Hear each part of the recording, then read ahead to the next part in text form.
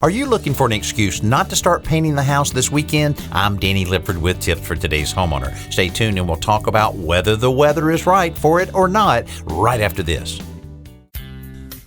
Outdoor concrete projects are quick and easy with Quikrete fast-setting concrete in the red bag. Whether you need to set a fence post, mailbox post, or deck footing, or even pour a backyard patio, Quikrete fast-setting concrete in the red bag makes it simple. To set a post, there's no mixing. Just pour the dry mix into the hole and add water. It sets hard in about 20 minutes and you're done. It's that fast and easy. Quikrete fast-setting concrete. Look for it in the red bag.